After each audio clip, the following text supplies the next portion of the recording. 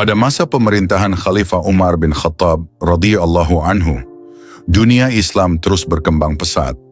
Setelah Jazirah Arab berhasil disatukan dalam satu kesatuan iman, Islam pun menyebar ke luar wilayahnya. Mesir adalah salah satu negeri yang baru saja ditaklukkan. Wilayahnya luas, tanahnya subur, dan sungai Nil yang mengalir di sepanjang negeri itu menjadi urat nadi kehidupan penduduknya. Namun di balik kesuburan tanah Mesir, tersimpan sebuah tradisi yang telah berurat akar dalam keyakinan masyarakatnya.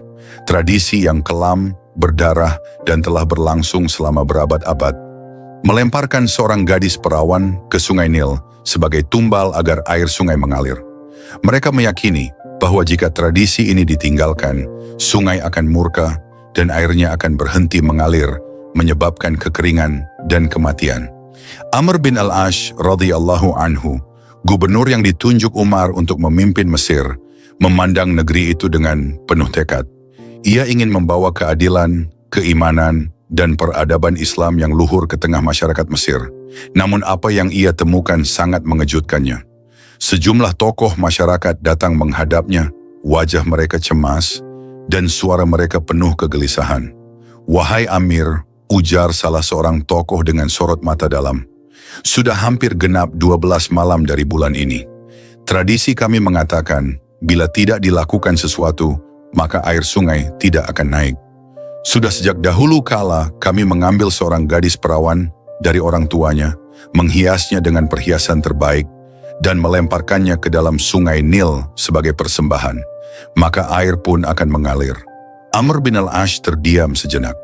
Wajahnya menegang, bukan karena takut, tapi karena kaget mendengar kepercayaan yang mencederai kemanusiaan itu. Ia lalu menegakkan tubuhnya dan memandang tajam mereka yang berdiri di hadapannya. Tradisi itu, ucapnya pelan namun penuh ketegasan, tidak diperbolehkan dalam Islam. Islam datang untuk memuliakan manusia, bukan mengorbankan mereka. Tidak ada tempat dalam ajaran Rasulullah untuk menyembelih seorang gadis demi mengalirkan sungai. Beberapa dari mereka saling berpandangan, namun jika tidak dilakukan, sungai ini tidak akan mengalir. "Kami telah menyaksikannya sejak zaman nenek moyang kami," kata salah seorang dari mereka, berusaha meyakinkan gubernur. Amr menggeleng pelan. "Kita akan lihat, tetapi aku tidak akan mengizinkan pengorbanan seperti itu." Hari-hari berlalu, orang-orang menunggu dengan cemas. Langit tetap cerah dan sungai tidak kunjung naik. Rasa panik mulai menyebar. Petani-petani mulai bicara soal pindah ke daerah lain. Kota-kota kecil di pinggiran sungai mulai gelisah. Para orang tua berbisik pelan, menyalahkan keengganan gubernur untuk melanjutkan adat leluhur. Amr bin al-Ash mulai merasakan beban berat di pundaknya. Ia tahu keputusan ini bukan soal pribadi, tetapi menyangkut keyakinan yang telah tertanam dalam selama berabad-abad. Ia tidak boleh goyah, maka ia menulis surat panjang ke Madinah kepada Amirul Mukminin Umar bin Khattab. Dalam suratnya, ia menceritakan seluruh kejadian, tradisi yang dipercaya masyarakat, kekhawatiran mereka, dan keputusan dirinya untuk tidak mengizinkan pengorbanan itu. Ia mengakhiri suratnya dengan permohonan, "Berilah petunjuk, wahai Amirul Mukminin, dengan hikmah dan kebijakanmu yang telah Allah limpahkan." Umar bin Khattab membaca surat itu di kediamannya di Madinah. Ia membacanya perlahan, menyimak tiap baitnya. Dahi beliau mengernyit, bukan karena bingung, tetapi karena marah. Marah kepada warisan kesyirikan yang masih tersisa di tengah masyarakat yang telah memeluk Islam. Ia memanggil penanya. Di atas sehelai kertas, Umar menulis sebuah pesan singkat. Namun pesannya itu tidak biasa. Ia tidak menulis untuk manusia, melainkan untuk makhluk yang diyakini bisa dijinakkan dengan darah gadis suci, Sungai Nil. Setelah menyelesaikan surat balasan untuk Amr bin al-Ash, Umar melampirkan secarik kertas kecil bersamanya dan berkata, "Lemparkan ini ke Sungai Nil." Ia tidak menyuruh membawa air, tidak menyuruh menyembelih gadis, tidak memerintahkan siasat atau diplomasi. Hanya selembar surat dan keyakinan pada Tuhan yang Maha Esa. Apa yang ditulis Umar? Surat itu berbunyi, "Dari hamba Allah, Amirul Mukminin Umar bin Khattab, kepada Nil dan penduduk Mesir. Amma ba'du, jika kamu mengalir karena keinginan dan kuasamu sendiri, maka tak usahlah kau mengalir, kami tidak memerlukannya. Akan tetapi jika Allah Al-Wahid Al-Qahar yang membuatmu mengalir, maka kami memohon kepadanya agar engkau mengalirkan air. Ketika surat itu tiba di tangan Amr bin al-Ash, ia pun membaca tulisan itu dengan mata yang berkaca-kaca.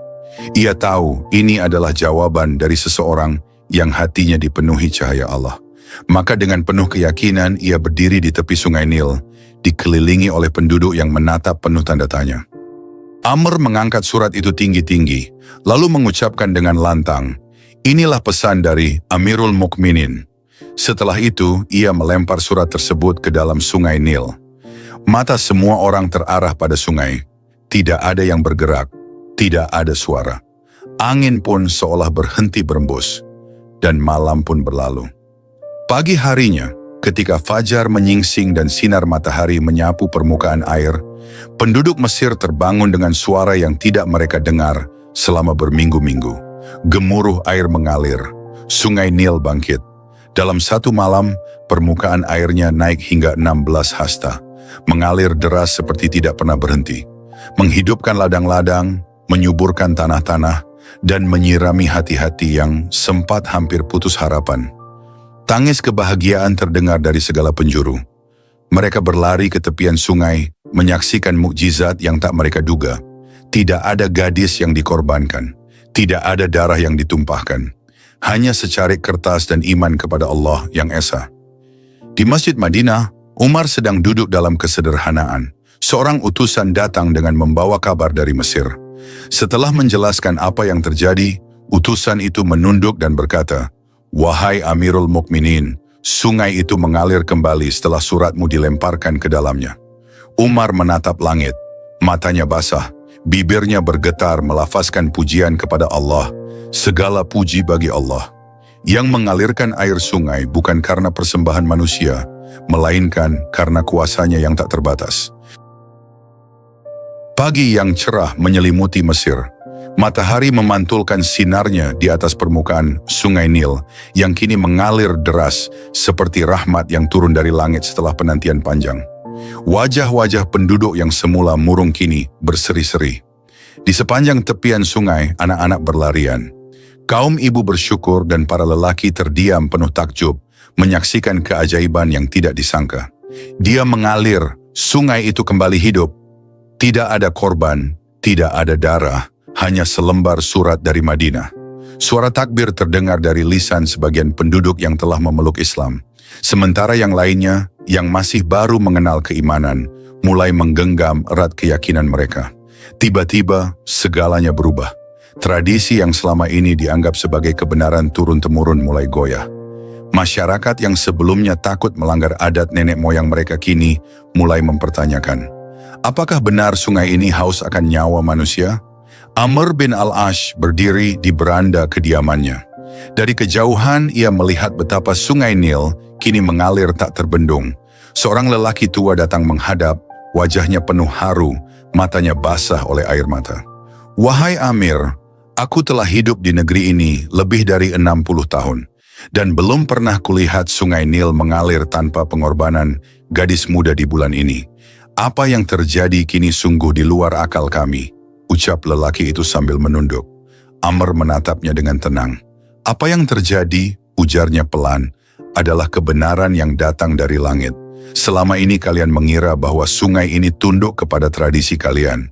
Padahal sungai ini tunduk kepada perintah Tuhannya." Lelaki tua itu mengangguk perlahan. "Kalau begitu ajarkan kami tentang Tuhanmu. Tuhan yang tidak meminta darah, tidak meminta tangisan, tapi menghidupkan negeri ini hanya dengan kalimat di atas selembar kertas." Mata Amr bin al-Ash berkaca-kaca. Ia memanggil beberapa sahabat dan ulama yang bersamanya. Hari itu mereka mulai mengajarkan kembali akidah kepada masyarakat Mesir dengan penuh kelembutan dan kasih. Islam tidak datang dengan cambuk dan paksaan, tetapi dengan hujah dan hikmah, hingga hati-hati yang keras pun luluh. Beberapa hari setelahnya, Amr menulis surat kembali ke Madinah. Surat itu ditujukan kepada Umar bin Khattab. Isinya bukan keluhan atau permohonan, melainkan kabar gembira. "Wahai Amirul Mukminin, dengan izin Allah dan keberkahan suratmu, sungai Nil kini mengalir tanpa setetes darah pun tertumpah." Masyarakat mulai melihat keajaiban Islam yang tidak mereka kenal sebelumnya. Sungguh, Allah telah membuka hati mereka melalui kejadian ini. Umar membaca surat itu dalam sunyi, lalu memejamkan matanya. Segala puji bagi Allah yang membuka hati manusia bukan dengan kekerasan, tapi dengan tanda-tanda kekuasaannya. Di sisi Umar, beberapa sahabat duduk memperhatikan. Salah seorang dari mereka bertanya, "Wahai Amirul Mukminin, bagaimana engkau bisa menulis surat kepada sungai? Apakah itu tidak aneh?" Umar menoleh dan tersenyum. "Aku tidak menulis kepada air. Aku menulis untuk menegaskan kepada manusia bahwa alam semesta ini tunduk hanya kepada Rabb-Nya, bukan kepada keyakinan khurafat yang dibuat-buat oleh manusia." Di Mesir, para ibu kini tidak lagi menyembunyikan anak-anak perempuan mereka saat bulan yang ke-12 mendekat. Dahulu, tiap keluarga diliputi ketakutan, berharap agar anak mereka tidak terpilih sebagai tumbal suci. Kini, mereka merayakan kebebasan itu. Barzah, seorang ibu muda yang dulu hampir menyerahkan putrinya dalam tradisi itu, datang menghadap Amr. "Wahai Amir," katanya lirih, "setiap malam aku dahulu menangis memohon kepada langit agar anakku tidak dipilih. Sekarang aku menangis karena Allah telah menyelamatkan kami dari kekeliruan." Amr menunduk dan menjawab, "Itulah cahaya iman. Ia tidak datang dengan paksa, tetapi menyelinap perlahan-lahan ke dalam hati yang bersih." Masyarakat Mesir perlahan berubah. Rumah-rumah ibadah yang sebelumnya dipenuhi patung dan sesajen mulai kosong. Orang-orang datang ke masjid bukan lagi sekadar mengikuti Amr, tetapi dengan kerinduan akan kebenaran. Tradisi lama akhirnya ditinggalkan, bukan karena pedang, tetapi karena air yang mengalir dengan kuasa Allah, bukan kuasa manusia. Di Madinah, Umar duduk bersama para sahabat. Ia mengingat kembali seluruh peristiwa itu, dari surat Amr hingga air yang mengalir. Ia terdiam, lalu berkata kepada mereka, "Ketika manusia mulai memikirkan bahwa keselamatan mereka bergantung pada sesama manusia, maka mereka akan mengorbankan yang lemah demi yang kuat. Tapi ketika mereka sadar bahwa keselamatan hanya datang dari Allah, mereka akan melindungi yang lemah, karena di sanalah rahmat Allah bersemayam." Hari-hari berlalu dan Mesir tak lagi seperti dulu. Di sepanjang tepian Sungai Nil yang dulu menjadi saksi bisu tradisi gelap, kini berdiri rumah-rumah kecil tempat para ibu mendidik anak-anak mereka dengan nilai Islam. Masjid-masjid mulai ramai, bukan dengan suara gendang atau sesajen, tapi dengan lantunan ayat-ayat suci yang menggetarkan hati. Tradisi membunuh untuk menenangkan sungai telah digantikan dengan pengorbanan diri untuk menenangkan hati. Amr bin al-Ash duduk di antara para pemuka penduduk Mesir. Ia telah melihat perubahan besar dari masyarakat yang terkungkung ketakutan kepada kekuatan gaib menjadi masyarakat yang menggantungkan harapannya hanya kepada Tuhan yang satu.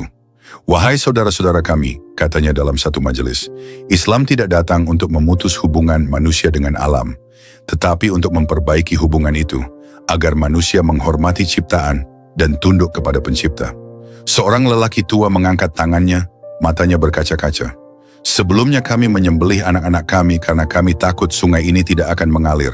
Sekarang kami menyembelih hewan sebagai bentuk syukur, karena Allah lah yang membuat air mengalir." Amr mengangguk. "Dan begitulah pengorbanan yang sejati. Bukan lagi darah manusia, tetapi hati yang tunduk kepadanya." Sementara itu, di Madinah, Umar bin Khattab menerima laporan demi laporan tentang perkembangan di Mesir. Islam menyebar tanpa pedang hanya dengan satu surat dan satu keyakinan bahwa semua ciptaan tunduk kepada Rabbul Alamin. Suatu malam, Umar memanggil sahabat-sahabat dekatnya ke dalam Masjid Nabawi. Ia ingin menyampaikan sesuatu yang penting. "Apakah kalian tahu," kata Umar, "bahwa kekuatan pemimpin bukanlah pada suaranya yang lantang, bukan pula pada pedangnya yang tajam, tetapi pada keteguhan hatinya dalam menegakkan yang benar?"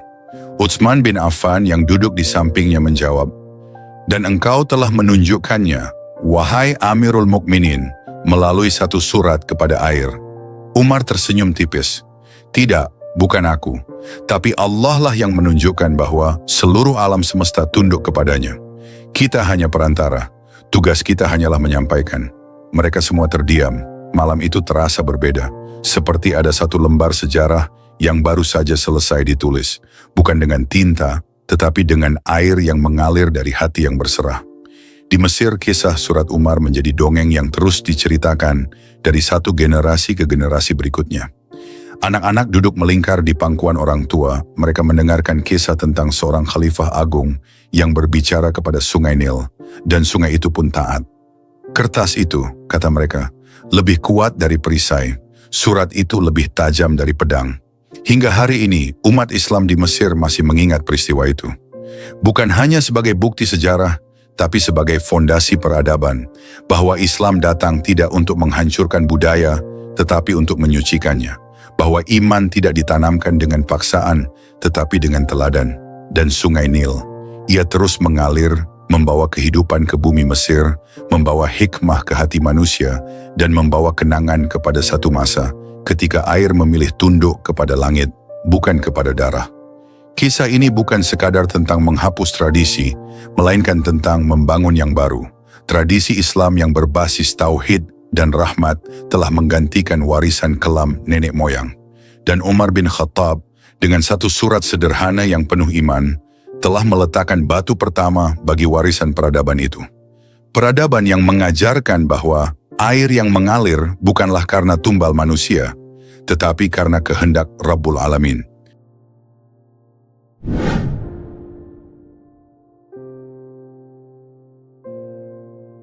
Dalam benak setiap prajurit Muslim pada masa itu, Damaskus bukanlah sekadar kota, ia adalah lambang kekuasaan Romawi yang megah, pusat perdagangan, peradaban, dan kekuatan militer di Syam. Penaklukannya akan mengguncang jantung Kekaisaran Timur. Tapi lebih dari itu, kota itu menyimpan sejarah panjang yang akan tertulis sebagai bagian penting dalam perluasan wilayah Islam di bawah kepemimpinan Umar bin Khattab. Madinah, tahun ke-13 Hijriah. Matahari belum naik tinggi saat Khalifah Umar bin Khattab berjalan pelan di pelataran Masjid Nabawi. Wajahnya serius, dahi berkerut. Di tangannya ada gulungan surat yang baru saja diterimanya dari Panglima Khalid bin Walid, yang saat itu sedang memimpin pasukan di Syam. Ia membacanya dengan seksama, lalu memanggil beberapa sahabat dekat dan penasihat militer untuk bermusyawarah. Surat ini dari Khalid, ujar Umar tegas, meletakkan surat itu di hadapan para sahabat. Ia memohon izin dan dukungan untuk melanjutkan serangan ke jantung Syam, Damaskus. Suasana hening sesaat, lalu Abdullah bin Mas'ud angkat bicara. Wahai Amirul Mukminin, jika Damaskus jatuh, Syam akan terguncang, tapi kekuatannya tidak bisa diremehkan. Umar mengangguk pelan. Aku tahu, tapi kekuatan iman lebih besar dari tembok-tembok batu itu. Beberapa bulan sebelumnya, setelah kemenangan gemilang dalam Perang Yarmouk, kekuatan militer Islam telah mengakar di wilayah Syam. Banyak kota besar telah tunduk, namun Damaskus tetap menjadi benteng terakhir kebanggaan Romawi Timur. Kota itu dipimpin oleh Thomas, menantu Kaisar Heraklius, seorang komandan yang cerdas dan kejam, terkenal dengan strategi bertahannya yang kuat dan pasukan yang disiplin.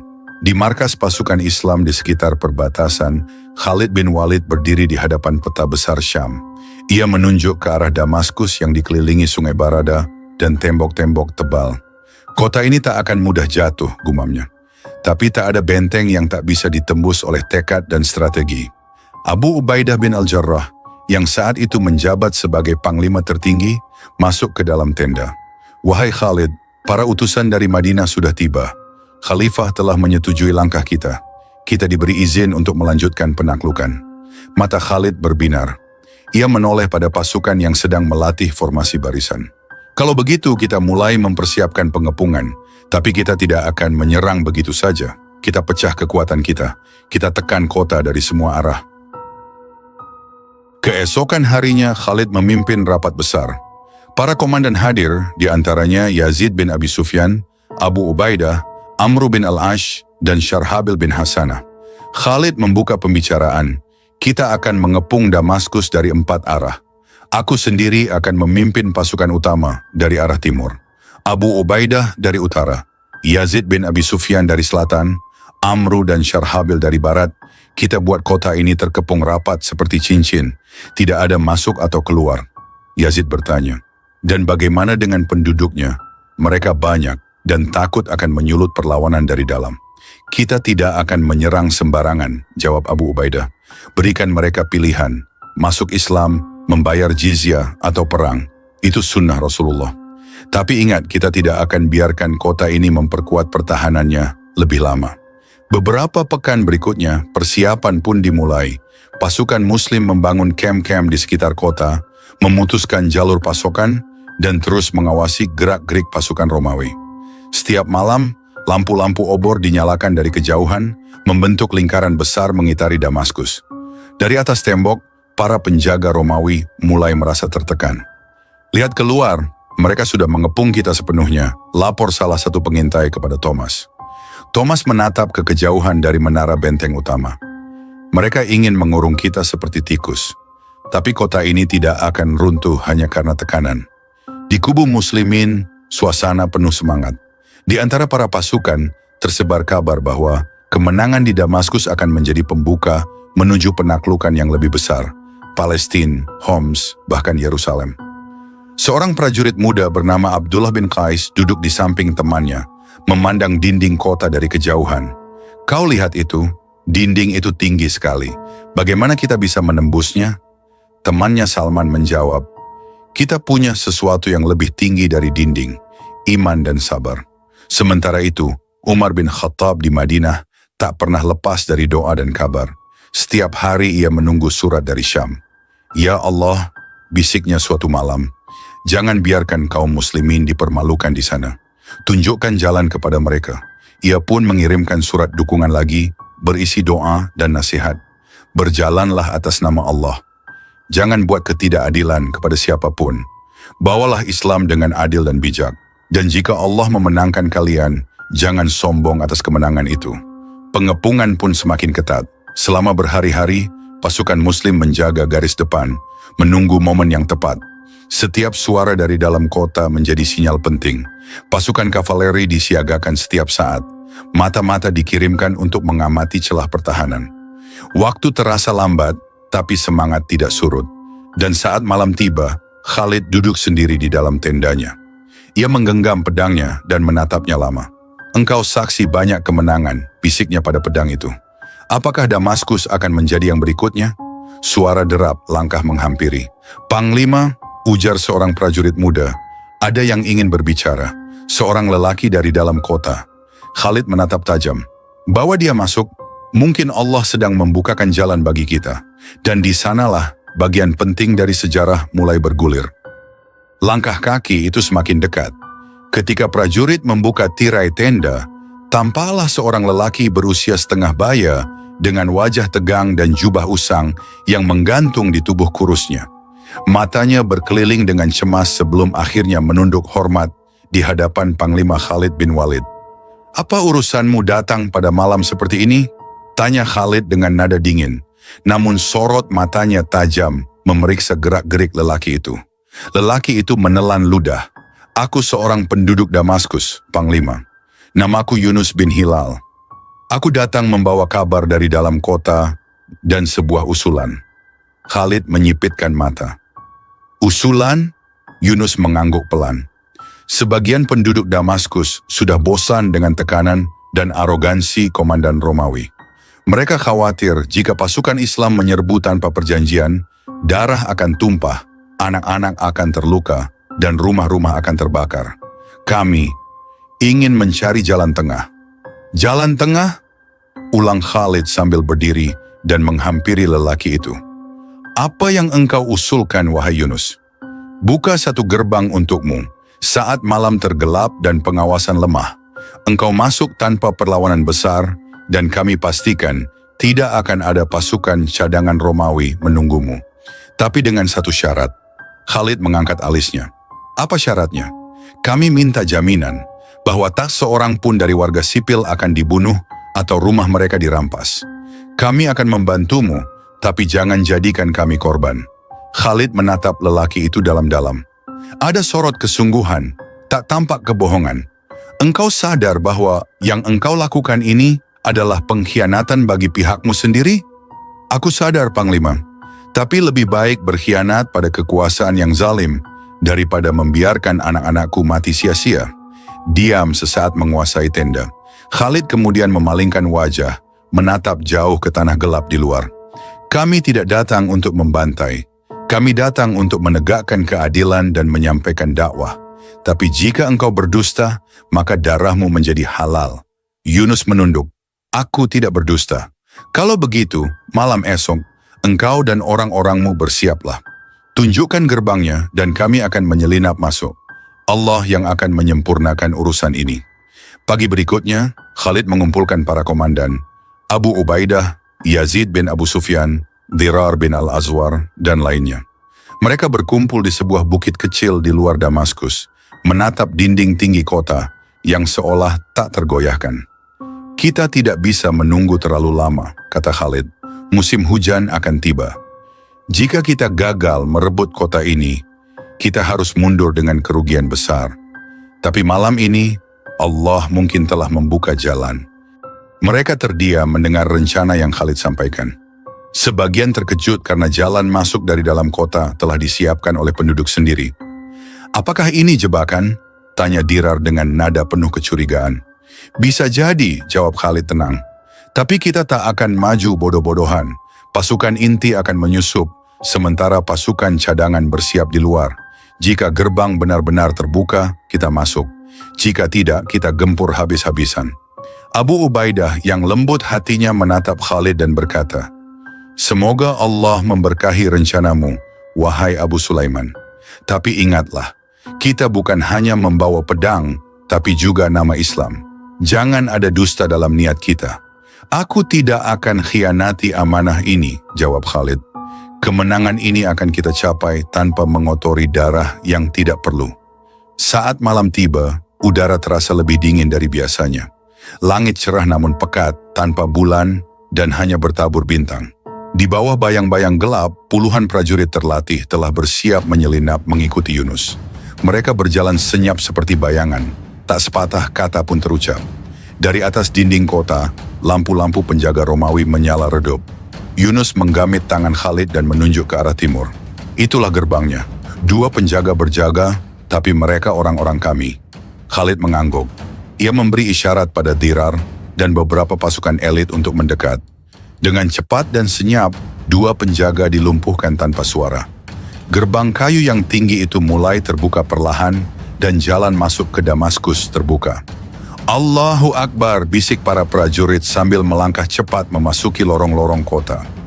Taktik Khalid adalah memasuki kota dari sisi timur, memotong jalur komunikasi Romawi, dan merebut benteng dalam waktu singkat. Namun ia juga memerintahkan agar pasukan tak menyentuh satu rumah pun milik warga sipil. "Jangan sentuh wanita, anak-anak, atau orang tua. Kita bukan perampok, kita pembebas," serunya.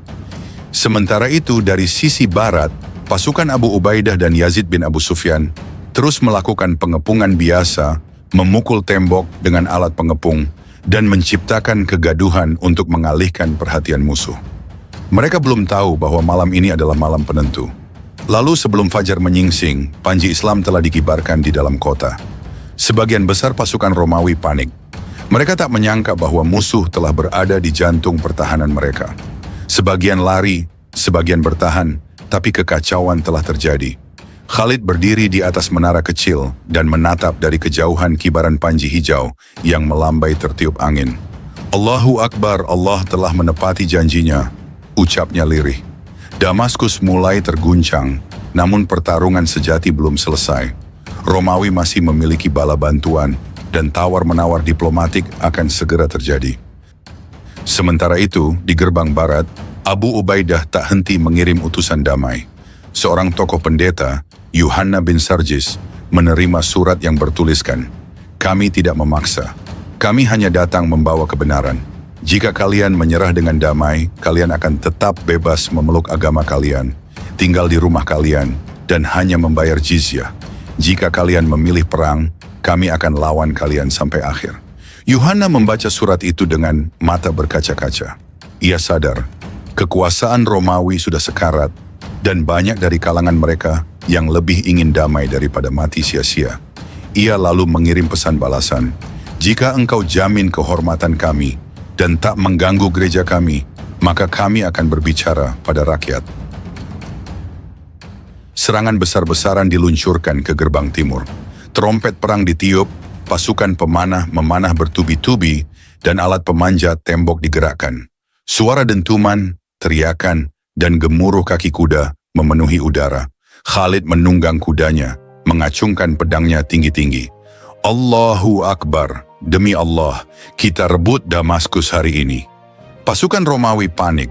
Dari dalam, Qais dan timnya mulai menyerang dari belakang para penjaga. Benteng mulai goyah. Di tempat lain, pasukan Amru dan Yazid juga mulai mendorong lebih keras. Darah, debu, dan takbir membanjiri medan. Ini adalah momen ketika sejarah mengubah wajahnya. Damaskus, kota tua yang angkuh itu, mulai menunjukkan celahnya. Khalid turun langsung ke barisan terdepan. Ia menangkis serangan musuh dan menyerang balik dengan kekuatan penuh. Musuh mundur selangkah demi selangkah, dan akhirnya tembok Damaskus mulai runtuh. Asap dan debu masih menyesaki udara ketika sebagian tembok Damaskus mulai runtuh. Di bawah sorak takbir yang bergema, pasukan Khalid bin Walid menerobos masuk dari gerbang timur. Suara dentingan pedang dan jeritan prajurit memenuhi udara, membelah fajar Damaskus yang dingin. Khalid memimpin pasukan dengan kegagahan yang membuat hati lawan syut dan semangat pasukan muslimin membara. Namun di saat yang sama, sesuatu yang tak terduga sedang terjadi di sisi lain kota. Di gerbang barat, Abu Ubaidah bin Jarrah tengah duduk dalam tenda kecil bersama pendeta terkemuka kota, Yuhanna bin Sarjis. Wajah pendeta itu tampak tegang namun tak bisa menyembunyikan kelegaan yang perlahan muncul. Wahai Amir kaum muslimin, ujar Yuhanna dengan suara yang menurun. Kami rakyat Damaskus telah lelah dengan perang dan kekacauan. Jika engkau menjamin keselamatan kami, rumah kami, serta rumah ibadah kami, maka kami siap menyerahkan kota ini dengan damai. Abu Ubaidah memandang pendeta itu dalam-dalam, lalu tersenyum tenang. Kami datang bukan untuk menghancurkan, melainkan menegakkan keadilan. Jika kalian menerima Islam, itu lebih baik. Jika tidak, maka kalian tetap akan kami lindungi dengan syarat membayar jizyah. Tidak akan ada yang dipaksa meninggalkan rumahnya, gereja tidak akan dijarah, dan harta tidak akan diambil tanpa hak. Yuhanna menarik napas lega. Ia segera meminta waktu untuk menyampaikan kabar kepada tokoh-tokoh lain di dalam kota. Abu Ubaidah pun menyetujui dengan catatan. Sebelum matahari tenggelam hari ini, kesepakatan damai harus tercapai. Jika tidak, kami akan masuk dengan kekuatan pedang. Sementara itu, di sisi timur kota, Khalid bin Walid terus memimpin pertempuran sengit. Jalanan sempit Damaskus kini dipenuhi pasukan muslimin dan pasukan Romawi yang bertahan dengan keras. Tak sedikit pasukan Romawi yang akhirnya lari tunggang langgang menuju pusat kota, mencari perlindungan, sementara sebagian lainnya masih bertahan di menara dan bangunan tinggi. Qais dan pasukannya yang sebelumnya menyusup dari terowongan kini telah berhasil membuka gerbang dari dalam. Arus pasukan muslimin masuk bagaikan air bah. Khalid terus menerobos, sesekali memberi perintah, sesekali ikut langsung beradu pedang. Percepat, jangan beri mereka kesempatan berkumpul, teriak Khalid sambil mengayunkan pedangnya ke arah seorang komandan Romawi yang menyerangnya dari sisi kanan. Saat itu seorang pengintai berlari mendekat, wajahnya penuh keringat dan debu. Panglima, gerbang barat telah dibuka. Abu Ubaidah dan pasukannya telah masuk. Tanpa pertempuran, Khalid menoleh tajam. Apa maksudmu? Damaskus menyerah lewat perjanjian damai yang ditandatangani oleh Abu Ubaidah dengan para pendeta dan pemimpin kota. Khalid terdiam. Suasana di sekitarnya tak seindah berita itu. Darah masih mengalir, jeritan masih terdengar, dan ia tahu pasukannya telah mempertaruhkan nyawa untuk menembus kota ini. Siapa yang membuka gerbang untuk mereka? Tanya Khalid. Pendeta Yuhanna dan para tokoh Damaskus, jawab si utusan. Mereka meminta syarat perlindungan dan bersedia membayar jizyah. Khalid menatap reruntuhan di sekitarnya. Ia menarik napas panjang, lalu berkata lirih, "Lalu, kota ini jatuh dengan dua cara yang berbeda, dengan pedang di timur dan damai di barat." Ketika malam tiba, Abu Ubaidah dan Khalid bertemu di pusat kota Damaskus, di sebuah tempat terbuka yang dulunya digunakan untuk pertemuan para gubernur Bizantium. Wajah keduanya tenang, namun dalam batin, gelombang pendapat dan keputusan mulai saling bertabrakan. "Wahai Abu Ubaidah," ujar Khalid, "engkau tahu betapa beratnya kami menembus tembok kota ini. Banyak saudara kita gugur. Kami masuk dengan kekuatan, dengan darah, dengan pengorbanan. Namun engkau masuk dengan damai." Abu Ubaidah menunduk sejenak, lalu berkata lembut, "Khalid, aku juga memikirkan darah kaum muslimin. Bila bisa memperoleh Damaskus tanpa pertumpahan darah, maka itu lebih utama." Khalid menatap sahabatnya itu dengan mata tajam, namun tak ada kemarahan. Yang ada hanyalah rasa pahit, perasaan bahwa kemenangan yang diraihnya dengan pedang dan keberanian telah diimbangi oleh lembaran perjanjian dan diplomasi. "Lalu siapa yang akan memutuskan hukum kota ini?" tanya Khalid akhirnya. Abu Ubaidah menjawab, "Kita akan serahkan pada Khalifah Umar bin Khattab. Dialah yang akan memutuskan mana yang diakui, penaklukan lewat perjanjian atau penaklukan lewat kekuatan." Khalid mengangguk perlahan. "Baiklah, namun kita harus mencatat bahwa sebagian wilayah kota ini kita masuki dengan pedang. Itu harus dihitung demi keadilan bagi prajurit-prajurit yang telah berjuang." Hari-hari berikutnya, surat resmi dikirimkan ke Madinah. Dalam surat itu, dijelaskan secara detail bagaimana Damaskus jatuh ke tangan kaum muslimin. Ada dua sisi sejarah, satu dengan darah dan pedang, satu dengan kesepakatan dan pena. Khalifah Umar menerima kabar itu dengan tenang. Setelah membaca kedua surat, beliau berkata, "Bagian kota yang jatuh dengan kekuatan akan dihitung sebagai rampasan perang, dan bagian yang menyerah lewat perjanjian akan dihormati sesuai janjinya." Keputusan ini mempertegas keadilan Islam dan kepemimpinan Khalifah Umar. Ia tidak memihak siapapun, melainkan menegakkan hak dan kewajiban masing-masing berdasarkan fakta dan prinsip Islam. Damaskus pun resmi menjadi kota Islam. Gereja tetap berdiri, pasar tetap berjalan. Orang-orang Kristen tetap bebas menjalankan ibadah mereka. Sementara itu, suara azan mulai menggema dari menara yang dulunya tak mengenal nama Muhammad. Dan di antara semua itu, nama Khalid bin Walid dan Abu Ubaidah bin Jarrah terukir abadi sebagai dua wajah kemenangan. Yang satu dengan pedang, yang satu dengan perjanjian. Ketika debu pertempuran mereda dan matahari terbit keesokan harinya, Damaskus tak lagi sama. Kota yang selama ratusan tahun berada di bawah bayang-bayang Kekaisaran Romawi Timur itu, kini berada dalam genggaman kaum muslimin. Namun penaklukan hanyalah permulaan. Kini saatnya tugas yang lebih berat dimulai, menegakkan keadilan, menjaga kedamaian, dan membangun tatanan baru di atas puing kekuasaan lama. Pagi itu Abu Ubaidah bin Jarrah berdiri di halaman pusat pemerintahan kota. Para tokoh Kristen Damaskus datang dengan wajah penuh harap dan keraguan. Di antara mereka berdiri Yuhanna bin Sarjis, pendeta yang turut mengatur penyerahan kota lewat perjanjian damai. Abu Ubaidah menyambut mereka dengan tenang, lalu mengumumkan, "Wahai penduduk Damaskus, demi Allah yang Maha Agung, kami tidak datang membawa kesombongan, tetapi membawa rahmat bagi seluruh manusia. Kami tidak akan memaksa seorang pun meninggalkan agamanya. Gereja-gereja kalian tetap berdiri, harta kalian tetap milik kalian, anak-anak kalian tetap bersama kalian." Salah seorang dari para tokoh itu maju, suaranya bergetar, Apakah ini jaminan pasti, wahai Amir Muslimin?" "Ya," jawab Abu Ubaidah.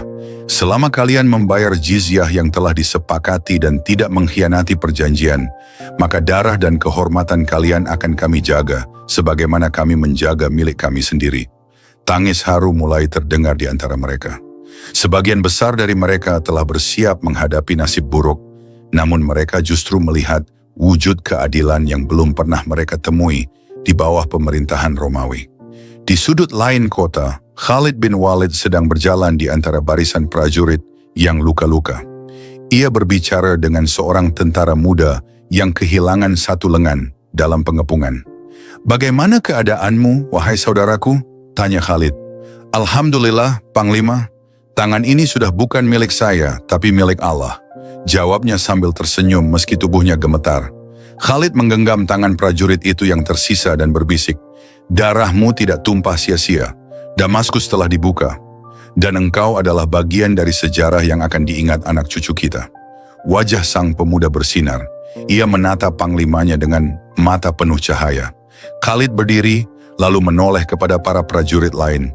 Setiap dari kalian adalah pahlawan. Setiap luka kalian adalah saksi kemenangan. Beberapa hari kemudian, Abu Ubaidah mengatur sistem pemerintahan kota bersama para sahabat dan tokoh-tokoh lokal. Ia menunjuk qadhi, hakim, memastikan administrasi berjalan baik, dan mengatur pembagian wilayah antara kaum muslimin dan penduduk asli. Di salah satu hari datang seorang lelaki Kristen mengadu tentang tanahnya yang telah digunakan oleh seorang tentara muslim untuk mendirikan tenda. Abu Ubaidah berkata, "Bawa perkara ini ke qadhi. Tidak ada yang boleh merampas hakmu tanpa kebenaran." Sang qadhi, seorang muslim yang dikenal adil, mendengarkan keduanya dan akhirnya memutuskan, tanah tersebut harus dikembalikan kepada pemiliknya, dan tenda milik tentara muslim itu harus dipindahkan. Kabar ini menyebar dengan cepat di seluruh Damaskus. Penduduk setempat kagum, belum pernah mereka melihat penguasa yang mengalahkan tentaranya sendiri demi keadilan. Rasa hormat kepada pemerintahan Islam pun semakin mengakar. Namun di balik semua keberhasilan itu, Khalid bin Walid masih menyimpan perasaan yang belum tuntas. Ia menemui Abu Ubaidah pada suatu malam ketika kota telah tertidur. "Wahai saudaraku," ucap Khalid, "engkau tahu aku tidak mempersoalkan bahwa kota ini dibuka sebagian dengan perjanjian, sebagian dengan pedang. Tapi aku ingin tahu, apakah benar yang kita lakukan ini sudah mencerminkan keadilan sejati?" Abu Ubaidah menatapnya lekat-lekat, lalu berkata lembut, "Khalid, engkau adalah pedang Allah yang selalu menang. Tapi kemenangan terbesar adalah menjaga amanah ketika pedang telah disarungkan. Kita telah menunjukkan kepada dunia bahwa Islam tidak hanya kuat di medan perang, tapi juga agung dalam kedamaian." Khalid terdiam. Perlahan, ia mengangguk. Kata-kata itu menembus dinding kegelisahannya. Hari demi hari berlalu, dan Damaskus pun berubah wajah. Masjid-masjid mulai berdiri berdampingan dengan gereja. Azan berkumandang bersahutan dengan lonceng gereja. Para saudagar Muslim dan Kristen berdagang bersama. Anak-anak dari dua komunitas bermain di jalan-jalan kota yang mulai makmur. Khalid menulis surat kepada Khalifah Umar bin Khattab, menceritakan keadaan kota. Ia mengisahkan bagaimana masyarakat Damaskus menerima Islam dengan lapang dada, bagaimana jizyah dipungut dengan adil, dan bagaimana penduduk kota mulai melihat pemerintahan baru sebagai pelindung, bukan penakluk. Khalifah Umar membalas surat itu dengan singkat tapi kuat. "Semoga Allah memberkahi langkah-langkah kalian. Jangan sampai kemenangan membuat kalian lupa bahwa kalian hanyalah hamba-hamba Allah yang ditugaskan untuk menegakkan keadilan. Damaskus adalah ujian, bukan sekadar hasil." Dan begitulah, Damaskus yang dulu menjadi jantung Bizantium di Syam, kini berubah menjadi simbol toleransi dan keadilan Islam. Tidak ada pembantaian, tidak ada pembalasan, yang ada hanyalah perubahan. Perubahan besar yang membawa harapan baru bagi Syam dan seluruh dunia Islam yang sedang tumbuh. Damaskus kini bukan hanya milik muslimin, tapi milik semua yang menginginkan hidup damai di bawah payung keadilan. Cahaya pagi menyapu benteng Damaskus, namun hari itu berbeda. Gerbang-gerbang yang dulu tertutup rapat kini terbuka lebar, dan pasukan Islam berjalan masuk, tidak dengan teriakan kemenangan, melainkan dengan keheningan yang agung. Di antara mereka Khalid bin Walid, Abu Ubaidah bin Al-Jarrah, dan para panglima besar lainnya memasuki kota yang selama berabad-abad menjadi permata timur. Damaskus telah menyerah, bukan karena kekalahan mutlak di medan perang, melainkan karena strategi, kesabaran, dan keagungan moral pasukan Islam yang memaksa hati penduduknya terbuka. Penduduk Damaskus menyaksikan dari balik jendela dan gerbang rumah mereka, penuh was-was dan air mata. Mereka takut akan kekejaman, namun alangkah terkejutnya mereka ketika melihat para prajurit Islam tidak merampas, tidak membunuh, dan tidak menjarah. Seorang wanita tua Romawi berbisik kepada putranya, "Mengapa mereka tidak seperti yang kita bayangkan?" Anak itu menjawab, "Mungkin mereka membawa ajaran yang lain, Bu. Lihatlah Abu Ubaidah itu, jubahnya usang, tapi matanya tenang seperti orang yang tidak haus dunia." Ketika Abu Ubaidah berjalan di sepanjang jalan utama Damaskus, ia menundukkan pandangan. Ini bukan hari kemenangan untuk membusungkan dada.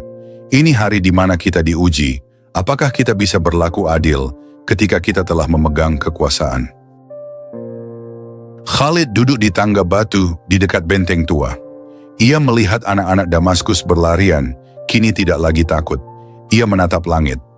Ya Allah, Engkau saksikan darah yang kami tahan dan jiwa yang kami lindungi. Jangan Engkau tulis ini sebagai kebanggaan, tapi sebagai ketaatan. Di sekelilingnya, para pendeta, pemimpin masyarakat, dan bahkan mantan prajurit Romawi mulai menghampiri pasukan Islam, mengakui ketundukan mereka. Bahkan ada yang mulai tertarik mengenal Islam lebih dalam. Umar bin Khattab mengirim surat yang dititipkan kepada Abu Ubaidah. Berilah jaminan kepada mereka yang tunduk. Jangan ganggu tempat ibadah, jangan sentuh wanita, anak-anak, atau orang tua. Ambillah jizyah dari mereka yang tidak masuk Islam. Tapi lindungi mereka sebagaimana engkau melindungi kaum muslimin. Dan jizyah yang diambil digunakan kembali untuk menjaga ketertiban, membayar penjaga, memperbaiki jalan, dan menolong fakir miskin, baik muslim maupun non-muslim. Abu Ubaidah berkata dalam salah satu khutbahnya di Damaskus, siapapun di kota ini yang dizalimi, angkat suaranya. Karena sejak hari ini, darah dan kehormatannya dilindungi oleh Islam. Damaskus kini tak lagi sekadar kota pusat perdagangan atau benteng Bizantium. Ia menjadi simbol baru kekuasaan Islam yang berakar pada keadilan, bukan kekerasan. Prajurit yang dulunya asing kini mulai berbaur. Pasar mulai dibuka kembali, pedagang-pedagang Arab, Persia, dan lokal menjajakan dagangan mereka bersama. Masjid pertama dibangun berdampingan dengan gereja, menunjukkan era baru toleransi dan tata kelola adil. Di salah satu sudut kota, seorang anak yatim Romawi diberi makanan oleh seorang prajurit Muslim. "Siapa namamu, nak?" tanya sang prajurit. "Leo," jawab anak itu. "Semoga Allah menjadikanmu besar dan kuat, Leo," ucapnya sambil menepuk bahu sang anak yang tersenyum malu. Namun perjuangan belum usai. Para pemimpin Muslim kini mulai menatap ke arah utara. Di sana ada Homs, Kinasrin, dan Aleppo, kota-kota yang masih berada di bawah cengkeraman Bizantium dan siap menjadi benteng perlawanan baru. Abu Ubaidah, Khalid, dan pasukan Muslim kini harus mempersiapkan strategi lebih lanjut. Melakukan penyisiran menyeluruh, memperkuat logistik, dan menata barisan. Kota demi kota akan menjadi saksi bagaimana panji Islam terus menyebar, bukan melalui penindasan, tetapi dengan akhlak, strategi, dan tekad yang tak tergoyahkan. Dan dari Damaskus yang baru saja ditaklukkan, akan lahir gelombang penaklukan berikutnya yang akan mengubah sejarah negeri Syam untuk selama-lamanya.